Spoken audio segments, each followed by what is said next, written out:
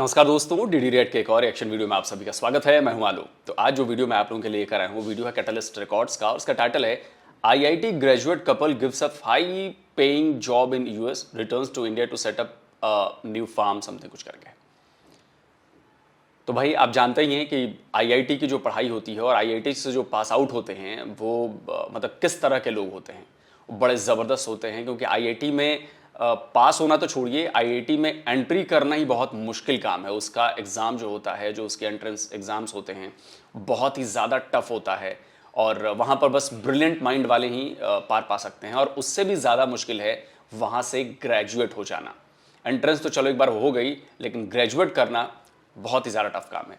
तो भाई उन्होंने अमेरिका में जॉब छोड़ा है, कपल है और इंडिया आए हैं और वहाँ पर इन्होंने अपना नया कुछ शुरू किया है। तो इस पर पाकिस्तान की जनता क्या कह रही है, क्योंकि आईआईटी जैसा एक भी इंस्टीट्यूट पाकिस्तान में नहीं है, तो आप समझ सकते हैं। तो चलिए देखते हैं कि पाकिस्तान की जनता जो है वो क्या इस पर राय रखती है। मेरा आज आपसे क्वेश्चन सर ये है कि सॉफ्टवेयर इंजीनियर एक कपल है, हमारी नेबर कंट्री इंडिया का। वो यूएस के अंदर हाई पेड अपनी जॉब जो है वो स्किप करके दोबारा इंडिया वापस आया है, नेचुरल फार्मिंग का सेटअप जो है वो इंडिया में स्टार्ट करने के लिए। मुझे पहले ये बताएं, देख के कैसा लगता है आपको?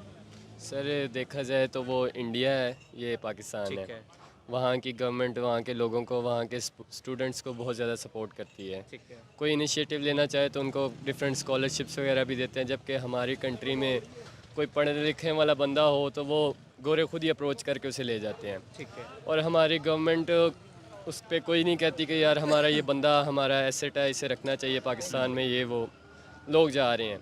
तो अगर हम देखा जाए, हम भी स्टूडेंट हैं, आज से 2 साल बाद हम भी यही देखेंगे कि अगर हमें बाहर अच्छा मौका मिल रहा है पाकिस्तान से, और ये ऑब्वियस है हमें बाहर ही अच्छा मौका मिलेगा। पाकिस्तान में जिस तरह के हालात हैं, स्टूडेंट्स कोई भी नहीं इधर पाकिस्तान में रहना चाहता। अगर कोई रिसर्च करना चाहता है, कोई भी है, वो अभी से यही सोच रहा है कि हमने रिसर्च के लिए जाना है, जॉब करनी है, जो भी है हमने बाहर ही जाना है। लेकिन अगर इंडिया में देखा जाए तो वो, अगर उनका कोई स्टूडेंट्स है वो अच्छे हैं तो वो उनको गवर्नमेंट 50% स्कॉलरशिप, उनको सेटअप्स लगा के देती हैं, सारा कुछ उनको सपोर्ट करती हैं। जबकि यहाँ पे कितने ज़्यादा पढ़े लिखे लोग हैं पाकिस्तान में, डिग्री होल्डर्स हैं, डिग्रियाँ लेके हाथ में फिर रहे हैं, जॉब्स नहीं हैं उनके पास, कोई उनको सपोर्ट नहीं करता। तो इसलिए ये पाकिस्तान में मुझे नहीं लगता कि कोई वापस छोड़ के आएगा इस तरह का बंदा जिस तरह का वो इंडियन छोड़ के आए हैं। थोड़ा सा अगर मैं आपको गुफ्तगू के अंदर इन्वॉल्व करता चलूँ, मतलब अमेरिका जैसी कंट्री के अंदर अगर देखा जाए तो एक आम पर्सन भी जो है वो एक अच्छी इनकम जो है वो कर लेता है, जबकि एक सॉफ्टवेयर इंजीनियर जो है वो $20,000 $15,000 महीने का इतना आराम से कमा लेता है। अगर $1,000 भी हो तो पाकिस्तानी 3 लाख रुपए के करीब अमाउंट बनती है। मुझे ये बताएं, इतनी ज़्यादा अमाउंट एक कपल जो है वो छोड़ के दोबारा इंडिया वापस आ रहा है, क्या करने? नेचुरल फार्मिंग का सेटअप लगाने के लिए। कैसा आपको लगता है, यही कपल अगर कोई पाकिस्तानी होता तो क्या इतनी बड़ी अपॉर्चुनिटी को स्किप करके वो पाकिस्तान आता कोई सेटअप के लिए? नहीं, मुझे तो नहीं लगता। अगर कोई पाकिस्तानी होता तो पहली बात वो कभी भी ना वापस आते, क्योंकि इधर फैसिलिटीज़ नहीं देती गवर्नमेंट, बिल्कुल भी नहीं देती। एक तो फैसिलिटीज़ नहीं है, दूसरा गवर्नमेंट जॉब्स नहीं है। अगर वो उधर जॉब कर रहे हैं, अगर कोई पाकिस्तानी है तो वो बिल्कुल भी शायद नहीं आएंगे वापस, क्योंकि गवर्नमेंट इधर जॉब्स ही नहीं है, ना प्राइवेट ना गवर्नमेंट सेक्टर में। तो मुझे नहीं लगता कि अगर कोई पाकिस्तानी कपल होता तो वो वापस आता, कोई ऐसा अपना कदम उठाता। वो वहाँ ही स्टे करते और शायद वहीं काम करते, वहीं जॉब करते। उन्होंने बिल्कुल भी ऐसा कोई कदम नहीं था उठाना कि पाकिस्तान आए और पाकिस्तान की आगे खिदमत करें, क्योंकि एक तो गवर्नमेंट बैकअप कुछ भी नहीं है। इन रिटर्न अगर सोचा जाए कि हम अपने पाकिस्तान के लिए कुछ करें तो इन रिटर्न मिले, तो बिल्कुल भी ऐसा भी सीन नहीं है। कुछ रिटर्न मिले शायद तो बंदा सोचे कि बंदा कुछ कर ले, लेकिन इन रिटर्न भी गवर्नमेंट कुछ भी नहीं दे रही। तो मुश्किल है कि अगर वो कोई पाकिस्तानी हो तो वापस आए। क्या वजह आपको लगती है? अभी पीएसएल चल रहा है, कामरान अकमल साहब ने भी ये स्टेटमेंट दी है कि आप आईपीएल को देख लें। इंडिया जो है वो अपनी सेलिब्रिटीज़ को इतने पैसे दे देता है कि उन्हें दुनिया में कहीं पे जाने की ज़रूरत नहीं पड़ती। जबकि अगर हम पाकिस्तान की बात करें तो यहाँ पे उस तरीके से फैसिलिटेट नहीं किया जाता, ना वो स्टूडेंट हो या वो सेलिब्रिटी हो, कोई भी हो, हमें वो मौके फ़राहम ही नहीं किए जाते। आपको क्या वजह लगती है? शायद यही वजह है कि हम दुनिया में इतना पीछे रह गए हैं और वो आगे बढ़ रहे हैं। सर मौके तो शायद पाकिस्तान में भी काफ़ी होंगे, लेकिन बड़ी एक कॉमन चीज़ है कि यहाँ पे पाकिस्तान में मेरिट नहीं है। अगर बेशक पीएसएल को देख लें, पाकिस्तान की क्रिकेट टीम को देख लें, कोई गवर्नमेंट की पीपीएससी की जॉब, ये इधर वो मोस्टली अगर कहा जाए तो अगर 100% अपॉइंटमेंट्स हो रही हैं तो उसमें कम से कम कोई 50% सिफारशी होंगे। यही वजह कि इंडिया में IPL है, उनमें टैलेंट है, वो टैलेंट को आगे लेके आ रहे हैं। इधर हमारे बाबर आजम साहब हमें एक अच्छे प्लेयर मिल गए हैं, लेकिन उनको भी बस अब टांगे खींचने में शुरू हैं कि क्यों मिल गए हैं, क्योंकि पीछे सिफारशी बहुत ज़्यादा लाइनों में लगे हैं। जबकि विराट कोहली था, वो उस पर कितने ज़्यादा बुरा टाइम आया, लेकिन उन्होंने उनको सपोर्ट किया उधर। यहाँ पे मौके हैं लेकिन मेरिट नहीं है, सिफारशी बहुत ज़्यादा है। तो इस वजह से इसीलिए जो पढ़े लिखे लोग हैं वो कहते हैं कि हमारा इधर पाकिस्तान में फ्यूचर नहीं है। वजह क्या, हम लोग अपने लोगों के पीछे स्टैंड क्यों नहीं लेते? सर स्टैंड क्यों नहीं लेते, इसकी वजह यही है कि हम खुद भी ऐसे ही हैं। अगर हमें भी मौका मिलेगा तो हम भी किसी की टांग खींच के आगे चले जाएंगे। क्या आपको अगर अमेरिका में इतने पैसों की ऑफ़र होती है, आपको जॉब वहाँ मिलती है और आपको अचानक कोई आइडिया है कि मैं पाकिस्तान में जाके सेटअप लगाता हूँ, तो आप क्या वो जॉब सेक्रीफाइस करके पाकिस्तान में आके सेटअप लगाएंगे? जी देखिए, अगर मुझे पाकिस्तान में कोई ऐसा मौका मिलेगा, पहले तो मैं देखूंगा ना जी कि मैं उधर इतनी अच्छी मुझे जॉब मिल रही है, इधर मैं आऊँगा तो मैं सोचता हूँ कि जी मेरे पास इतना अच्छा मेरे पास प्लान है, मैं इससे बड़े पैसे कमा सकता हूँ पाकिस्तान में, पाकिस्तान को फ़ायदा हो सकता है। कोई मुझे यहाँ पे वो सेटअप लगाने ही नहीं देगा। आपको नहीं लगता यहाँ पे टैक्सेस इतने ज़्यादा हैं कि वो? मैं भी यही कहने वाला था कि टैक्स भी गवर्नमेंट देखती है कि कोई बंदा अगर पैसा कमा रहा है तो वो उससे खींचने की कोशिश करती है। अब ये देखा जाए, अगर पोल्ट्री का बिज़नेस देखा जाएगा, हम जैसा कि DVM स्टूडेंट्स हम सुनते रहते हैं कि जी पोल्ट्री की यानी कि मीट क्यों महंगा हो गया, तो उसकी वजह पीछे यही है कि ये फीड महंगी हो गई है, इंपोर्ट बंद है पाकिस्तान में, टैक्स इतने ज़्यादा लगा दिए हैं, फैक्ट्रियाँ बंद हो रही हैं पोल्ट्री फीड की, तो इसकी वजह ये हमारी गवर्नमेंट सपोर्ट नहीं ना करती। क्या मौजूदा करंट टाइम में हमें ट्रेड कर लेनी चाहिए भारत के साथ अगर हमारे हालात बेहतर होते हैं? देखा जी, भारत के साथ सब कुछ हो रहा है अंदर खाते, तो अगर ट्रेड भी कर लेनी चाहिए तो इसमें क्या है। मुझे नहीं लगता कि भारत के साथ ट्रेड करने में, अलबत्ता कुछ लोग हैं जी हम जिएंगे मरेंगे भारत से सलाम नहीं लेंगे, ये नहीं करेंगे वो नहीं करेंगे, लेकिन हमें अपने फ़ायदे के लिए करना चाहिए। हम दुनिया से इतनी महंगी गंदम ये वो ख़रीद रहे हैं, तो हम क्यों ना वही गंदम हम इंडिया से ख़रीद लें। इसमें आपको नहीं लगता एक तरफ तो हम कहते हैं हम ज़रूरी मुल्क हैं, दूसरी तरफ हम वही चीज़ें जो है वो बाहर से इंपोर्ट कर रहे हैं अपनी आवाम के लिए? सर ज़रूरी मुल्क क्या, देखें ना फार्मर के ऊपर भी इन्होंने, किसानों को कितना इन्होंने टाइट किया हुआ है, उनके ऊपर भी खाद नहीं मिल रही लोगों को, उनके ऊपर टैक्स लगे हुए हैं। और वैसे भी पाकिस्तान ज़रूरी मुल्क है, लेकिन ये जो हाउसिंग सोसाइटीज़ वगैरह हैं, ज़रूरी मुल्क आज से मुझे नहीं लगता कि 10 से या 20 साल के बाद ये पाकिस्तान ज़रूरी मुल्क में रहेगा। वैसे दुनिया का सबसे अच्छा इरिगेशन सिस्टम है कि उस हिसाब से, लेकिन नहरों का कहाँ पे? पाकिस्तान में एजुकेशन सिस्टम, इरिगेशन सिस्टम, नहरी निज़ाम पाकिस्तान का सबसे अच्छा है, लेकिन एग्रीकल्चर के हिसाब से देखा जाए, प्रोडक्शन के हिसाब से देखा जाए तो पाकिस्तान शायद मुझे नहीं लगता कि टॉप कंट्रीज़ में आता होगा एग्रीकल्चर जो प्रोडक्शन। अच्छा, ये कौन सी संस्था ने ये आपको कहा है कि जी पाकिस्तान का जो नहरी निज़ाम है या जो इरिगेशन सिस्टम है वो दुनिया में सबसे बेहतर है? किस दुनिया में जीते हैं आप लोग सर? आप लोग को आइडिया नहीं है कि दुनिया इरिगेशन के मामले में, टेक्नोलॉजी के मामले में कहां आगे पहुंच गई है। आप तो इतने बड़े मुल्क हो, इतनी सी कंट्री है इजराइल, हालांकि आप तो इजराइल को कंट्री मानते नहीं हो, वहां का इरिगेशन सिस्टम देखा आपने कभी? वहां पानी बर्बाद नहीं किया जाता, वहां पे बूंद बूंद का हिसाब है और उसका यूटिलाइज किया जाता है, उस पानी को, बूंद बूंद पानी को। और आप कहते हो कि आपके यहां सबसे शानदार नहरी निजाम है। अरे सबसे शानदार नहरी निजाम है तो कर क्या रहे हो? आपकी पर एकड़ फसल की उपज हमारे से भी कम है। जाकर रिसर्च करिए। सिर्फ दावा कर देने से और हवा हवाई बातें कर देने से कुछ नहीं होता कि हमारा जी सबसे बेस्ट है नहरी निजाम, इरिगेशन सिस्टम सबसे बेस्ट है। अरे खाक बेस्ट है जब उसके रिजल्ट्स नहीं आ रहे तो वीट खरीदनी पड़ रही है। तो हम अपनी नेबर कंट्री के जो वज़ीर आज़म हैं उनको बहुत ज़्यादा वो करते हैं, लेकिन अगर देखें तो उन्होंने फार्मर्स के लिए 300 यूनिट तक बिजली जो है वो फ्री ऑफ कॉस्ट की है। यहाँ पे पर यूनिट फार्मर को 50-55 रुपये का पड़ रहा है। देखें जी, वो गवर्नमेंट उनकी है, वो ज़रा आगे की सोचते हैं, फ्यूचर की सोचते हैं। वो कहते हैं कि हम इन्हीं लोगों से कमाएंगे, जबकि हमारी गवर्नमेंट में जो पिछले हमारे कुछ हुक्मरान थे उन्होंने अपने बनाने की कोशिश की है, बाहर जायदादें बनाई हैं। उनको क्या है कि आज पाकिस्तान खुदा न खासा डिफ़ॉल्ट हो जाता है तो उन्होंने तो बाहर ही चले जाना है। पिसना तो हमने ही है, मांगना हमने है लोगों से।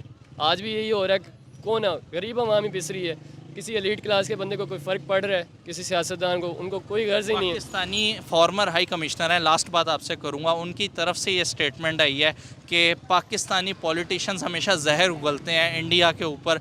अगर इन्होंने सही मायनों में कभी तिजारत के लिए सोचा होता तो पाकिस्तान के हालात बेहतर होते, और अभी भी इनको चाहिए कि तिजारत करनी चाहिए। वो बिल्कुल सही कह रहे हैं, मैं उनसे एग्री करता हूँ।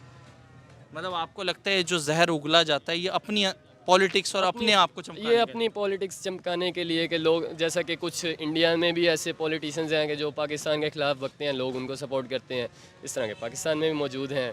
लेकिन मुझे नहीं लगता कि जो पढ़े लिखे लोग हैं वो इस तरह की बातों पे कान धरते होंगे कि यार इस तरह की ब्लेम गेम से उनको कुछ मिल कोई सकता है। लास्ट मैसेज देना चाहेंगे अपने बिहाफ पे? लास्ट मैसेज यही है कि पाकिस्तानी मिल के कोशिश करें, ठीक है। और ये गवर्नमेंट तो कुछ नहीं करेगी, तो आप हम लोग खुद मिल के अपने आप को सही करें पहले। अगर हम खुद ठीक होंगे तो ये गवर्नमेंट खुद ब खुद ठीक हो जाएगी। सर आप कोई लास्ट मैसेज देना चाहेंगे अपने बिहाफ के ऊपर? आप माशाल्लाह स्टूडेंट भी हैं, चीज़ों को आप बाहर निकलते हैं, फेस कर रहे हैं, आपको क्या लगता है अगर यही हालात रहते हैं तो क्या फ्यूचर देख रहे हैं पाकिस्तान का? यही है कि सब ईमानदारी से काम करे। हर बंदा ये है कि कोई भी ईमानदारी से काम नहीं कर रहा। जिसको जहाँ मौका मिल रहा है वो बंदों को लूट रहे हैं। जिसे भी मौका मिल रहा है, आम बंदे को, शॉपकीपर को, या जो भी कोई बिजनेसमैन है वो लूट ही रहा है। तो यही है कि अगर वो थोड़ा ईमानदारी से या दयानतदारी से चले तो यही है, कोई बच सकते हैं। नहीं तो अगर ऐसा ही निज़ाम रहा तो पाकिस्तान में रहने के काबिल नहीं रहना किसी ने भी। आपको लगता है अगर कोई अच्छी अपॉर्चुनिटी मिलती है तो मतलब मूव ऑन कर जाना चाहिए पाकिस्तान से? जी बिल्कुल, जैसे हालात हैं इस हिसाब से तो मेरे ख्याल से तो चले जाना चाहिए। नहीं तो क्या अगर कायद वो- ने इस दिन के लिए बनाया था कि यहाँ का नौजवान ये सोच रहा हो कि मैं यहाँ से बाहर चला जाऊँ? नहीं, कायद ने जब पाकिस्तान बनाया था तब हालात भी ऐसे नहीं थे ना। हाँ तब लीडर भी हमारे थोड़े मतलब इंसाफ पसंद थे और ईमानदार थे। ठीक है, तब वो अपनी जेब में भरने वाले नहीं थे, अपनी आवाम का सोच रहे थे तब भी। सही। ठीक है, अब जो लीडर हैं ऑलमोस्ट, जो ये पीछे भी जो हुकूमत की हैं, जो भी हुकूमत रही है, तो आपने देखा ये जो चीज़ें थी डबल महंगी हो चुकी हैं। ठीक है। तो जो इतना अभी सुनने में आया कि चाइना ने काफ़ी एड दी है पाकिस्तान को, तो मुझे लगता है कि वो भी वो सारी जेबों में गई है। 75 साल से हमारी पॉलिसीज़ जो है वो एड पे ही रही हैं, कभी ट्रेड पे हमने फोकस ही नहीं किया। यही बात है ना, जो बिल्स वगैरह बनते हैं, जो भी टैक्सेस वगैरह, वो हर बंदा जो बैठता है वो अपनी जेब में अपने अकाउंट्स भर लेता है। बाकी फिर वो सारा जो वज़न है वो फिर आवाम पे। क्या एड पॉलिसी को अपना के पाकिस्तान पूरी दुनिया में सर उठा के चल सकता है या नहीं चल सकता? नहीं, एड से तो नहीं। पाकिस्तान को चाहिए कि अपना खुद अपने कदम अपने पैरों पे खड़ा हो, खुद कुछ करे, अपनी चीज़ें अपना एक नाम बनाए। एड से तो कुछ भी नहीं होगा। एड से तो हम उनके मातहत ही रहे ना, वो कहेंगे तो ये हमारे से लेके खाते हैं जो भी। हम बांग्लादेश की बात करते थे, अब उसके भी असासे 80 अरब डॉलर के हैं। वो भी हमसे कितना आगे निकल गए। बस यही बात है ना, उन्होंने खुद मेहनत की है। अब पाकिस्तानी एड पे ही बैठा हुआ है कि जब तक ये लीडर, ये ऊपर ये जो बड़े बैठे हुए हैं, जब तक ये ईमानदारी से काम नहीं करेंगे, मुझे नहीं लगता कि कोई भी जब तक इंसाफ नहीं आएगा, चलो इंसाफ नहीं आएगा, ये तब तक मुल्क नहीं तरक्की करेगा। इंसाफ के लिए अगर टांगने पड़े तो टांग देने चाहिए। जी बिल्कुल, टांगने चाहिए। अब अरब ममालिक है, तरक्की कर रहे हैं। दुबई है, वो उनका पासपोर्ट अब सबसे हाईएस्ट हो गया, दुनिया का पहले नंबर पे आ गया पासपोर्ट। तो हमारा सबसे लोएस्ट है। इसी बिना पे है कि उनके पास वो अदलो इंसाफ है। ठीक है, उनके पास लॉज है, कानून है, ठीक है, रूल्स एंड रेगुलेशंस है। तो एग्जैक्ट अगर कुछ भी होना है, किसी ने कोई भी रूल ब्रेक करना है, लॉ ब्रेक करना है, उन्हें फ़ाइन पड़ेगा एग्जैक्ट उसी जगह पे उसी टाइम। इधर ये है कि कोई भी वैसे भाई साहब, ये पता नहीं आपने कहाँ पढ़ा है कि जो दुबई का पासपोर्ट है वो दुनिया का नंबर 1 पासपोर्ट हो गया है। नहीं सर, ऐसा नहीं है। जाकर आप ज़रा अपनी जानकारी को दुरुस्त कीजिए। वहाँ तक पहुँचने के लिए भी बहुत कुछ करना पड़ेगा दुबई को, चाहे इंडिया को। और पाकिस्तान का तो खैर नामो निशान नहीं है। पाकिस्तान ने तो पिछले कई सालों से जो दुनिया का सबसे चौथा ख़राब पासपोर्ट है, जो उसकी रैंकिंग है, उस रैंकिंग को उसने बरकरार रखा है। ये भी अपने आप में एक रिकॉर्ड है सर, रिकॉर्ड है अपने आप में कि सबसे बदतरीन होने का तमगा जो है वो उसने बरकरार रखा है आपके ग्रीन पासपोर्ट ने। पास में आता है, वो अपने बड़ों को बुलाता है। MP MNA की अप्रोच है, वो कॉल होती है, चलो अगले दिन बंदा बाहर, कत्ल हुआ अगले दिन बंदा बाहर। तो ये सब चीज़ों पे जब तक काम नहीं होगा, जब तक अगर ट्रेड लास्ट ऑप्शन है तो कर लेनी चाहिए भारत के साथ। जी बिल्कुल करनी चाहिए। जहाँ पाकिस्तान रशिया से मंगवा रहा है कंदम वगैरह, या इतना दूर है, शायद एक्सपेंसिव तो कॉस्ट बढ़ेगी ना, बिल्कुल बढ़ेगी। और जब ये पास हैं तो जब जैसे भाई ने कहा कि सारा कुछ हो रहा है अंदर खाते, तो ट्रेड भी कर लेनी चाहिए। सब कुछ हो रहा है तो ये बड़े सब कुछ कर रहे हैं बिल्कुल बैठ के। ये पीछे नवाज शरीफ साहब बिल्कुल मोदी साहब के साथ बिल्कुल ठीक रिलेशन थे इनके, जाके मिलते जुलते भी रहे हैं। तो जब ट्रेड की बात है तो ट्रेड भी करनी चाहिए बिल्कुल। आम इंसान को क्यों नहीं फ़ायदा पहुँचता? आम इंसान तक बात क्यों नहीं आती? ये ऊपर ऊपर ही मामला क्यों सॉल्व हो जाते हैं? ये आम बात यही है ना, अदल इंसाफ नहीं है। जब सारा पैसा सब कुछ जो भी है वो बड़े खा जाते हैं।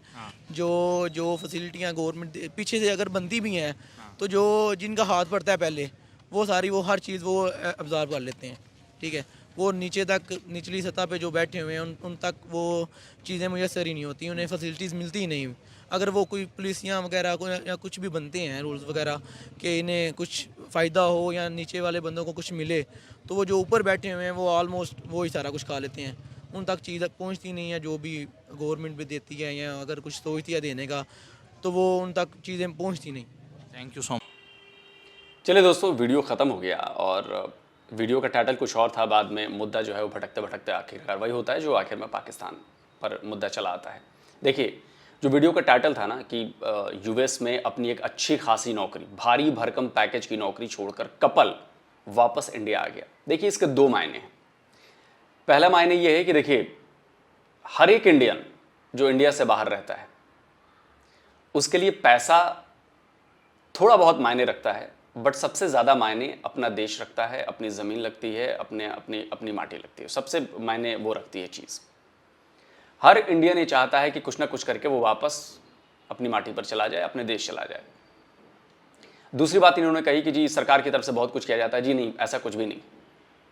अगर वो आके यहाँ पे नेचुरल फार्मिंग करना चाहते हैं तो उसमें सरकार उनकी कोई मदद नहीं करती है, सरकार उनके लिए कोई सेटअप नहीं लगाती है, सरकार उनको कुछ नहीं है। हाँ, सरकार की तरफ से कुछ योजनाएं हैं जो आप अगर नेचुरल फार्मिंग करते हैं या फार्मिंग करते हैं तो उन योजनाओं का फायदा आप उठा सकते हैं।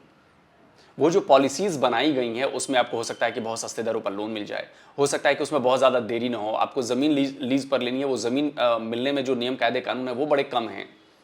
कहने का मतलब ये है कि आपको सपोर्ट देने के लिए पॉलिसीज हैं, लेकिन इसका मतलब ये नहीं है कि सरकार आपके लिए सब कुछ सेटअप कर देगी और आप बस आएंगे और काम चालू कर देंगे, ऐसा नहीं।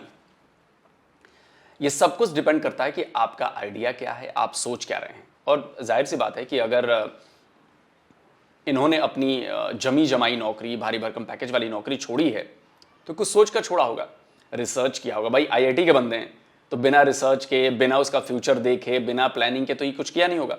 तो ये वेल प्लान्ड किया गया है और मैं आपको बता रहा हूं कि ऐसा पहली बार किसी ने नहीं किया है। सैकड़ों हजारों ऐसे एग्जाम्पल हैं जिसमें लोग जमी जमाई नौकरी, अच्छी खासी नौकरी, बिल्कुल ऐशो आराम की जिंदगी छोड़कर वापस आए हैं इंडिया और इंडिया में काम कर रहे हैं फार्मिंग के लिए, नेचुरल फार्मिंग के लिए, फिश फार्मिंग कर रहे हैं, वो पानी से फसल उगा रहे हैं। मतलब जो दुनिया भर में जो चीज़ें उन्होंने देखी, सीखी, अब वो वापस आकर इंडिया में इंप्लीमेंट कर रहे हैं। तो करने का फ़ायदा ये है कि देखिए, इंडिया के पास रिसोर्सेज हैं, इंडिया के पास मार्केट है। तो अगर रिसोर्स का इस्तेमाल करके आपने कोई चीज़ बनाई तो उसके लिए मार्केट है यहाँ पर। तो हर किसी का आइडिया, जो अगर यूनिक आइडिया है, जो कुछ करना चाहता है, तो वो यहाँ पर आकर कर सकता है, अपना घर परिवार चला सकता है बहुत इजीली, और साथ ही देश की इकोनॉमी से लेकर देश के लोगों तक अपनी बात पहुंचा सकता है, इनकी मदद कर सकता है। तो जो अपने देश से प्यार है ना इंडियंस का, वो बड़ा ज़बरदस्त है। और चाहे कितने भी साल रह लें, कहीं भी रह लें, कुछ भी बड़े से बड़ा एम्पायर खड़ा कर लें, लेकिन उनका जो दिल का एक कोना है ना, वो इंडिया के लिए धड़कता है कि भाई किसी तरह कुछ करो, वापस चलो यार, इंडिया वापस चलो। मैं जानता हूँ जो लोग मेरे एनआरआई दर्शक हैं, जो विदेश में रहते हैं, जो मेरे व्यूवर्स हैं, वो कमेंट करके ज़रूर बताएंगे कि भाई क्या आप लोगों को ऐसा लगता है कि नहीं लगता है जो मैं ये बात कह रहा हूँ, कि आप लोगों के मन में भी तो कहीं ना कहीं ये है कि नहीं है कि भाई वापस इंडिया हमें जाना है। देखिए, हर देश परफेक्ट नहीं होता, उसे परफेक्ट बनाया जाता है, बनाने की कोशिश की जाती है। तो हम इंडियंस का ये दायित्व है कि हम अपने देश को परफेक्ट बनाने की कोशिश करें। देखिए, कोई भी ऐसा रास्ता आसान नहीं होता, बहुत मुश्किल रास्ता होता है, उस पर चलना बहुत मुश्किल आता है, आपके पैर डगमगाने लगते हैं, आपका विश्वास टूटने लगता है, कई चीज़ें आपके रास्ते में बाधाएं बनकर आती हैं, लेकिन ऐसा है नहीं।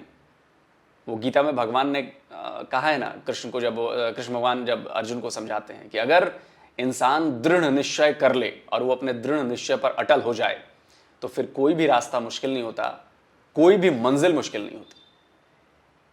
तो जाहिर सी बात है कि अगर इन्होंने शुरू किया है तो ये ज़रूर कामयाब होंगे, और कामयाब नहीं भी होंगे, अगर नाकामयाबी मिलेगी तो कुछ सीखेंगे ही।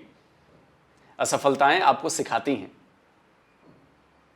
मैं भी कई चीज़ों में नाकामयाब रहा, लेकिन ऐसा नहीं कि मैंने छोड़ दिया। कई चीज़ें अभी भी लगती हैं कि यार ये मैं कर रहा हूँ, अच्छा कर रहा हूँ, पता चलता है कि उसका रिजल्ट अच्छा नहीं आता, लेकिन इसका मतलब ये नहीं हुआ कि मैंने उससे कुछ सीखा नहीं, मैंने उससे बहुत कुछ सीखा। तो ये ज़रूरी है, फेलियर भी बहुत ज़रूरी है आपके जीवन में, तभी जाकर आपका दिमाग जो है वो सही दिशा में आता है। भाई लोहे को भी या किसी को भी, सोने को भी शेप में लाने के लिए ठोकते रहना पड़ता है ना। तो जो मार पड़ रही होती है वो मार इसलिए नहीं पड़ रही होती कि आपको सजा मिल रही है, मार आपको शेप में लाने के लिए पड़ रही होती है।